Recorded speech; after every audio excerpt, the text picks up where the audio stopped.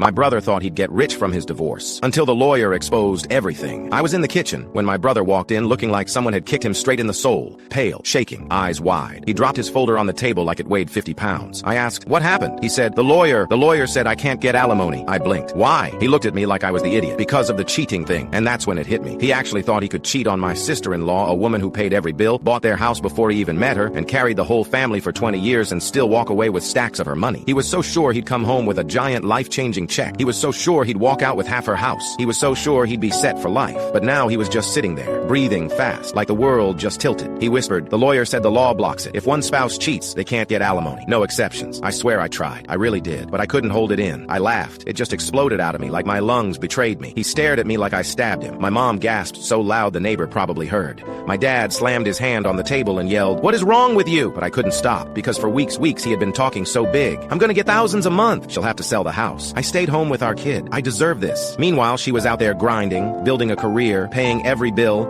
trusting him, and he was sneaking around like a teenager with no brain cells. He thought the universe would still reward him, and now the universe was like, "Actually, no." He kept pacing around the room, talking to himself. "She owns the house outright. That can't be right. That can't be right. I lived there. I should get something." Mom tried to calm him down. Dad grabbed the lawyer papers and started reading them, like he was going to magically change the law with sheer father energy. My brother just kept getting louder. "She's loaded. I know she has money. I should get some of it." I said, "Bro, you cheated. Why did you think?" He spun around and snapped at me. "Shut up. You don't know anything." And that made it worse, because if there's one thing my brother hates, it's being wrong, especially in front of me. He stormed over to the fridge and slammed it shut so hard cans rattled. Then he yelled, "I gave up my career for our family." I said, "You never had a career." Mom almost fainted. Dad pointed at me like he wished he could unplug me from the wall. But my brother, he just froze. His face turned red. He looked like a balloon someone kept blowing air into. Then he whispered, "They said most of the savings are hers too." He sat down, quiet, shaking again. He put his head in his hands and said, "I have nothing. Nothing. I don't even know what to tell my daughter." I said gently, actually gently this time, "Maybe tell her the truth." He lifted his head and glared at me, eyes full of rage. "The truth? You want me to say I screwed everything up?" I didn't say anything. I didn't need to. He knew. He got up again and stomped across the room, ranting to anyone who would listen. "She's going to use this to turn my daughter against me.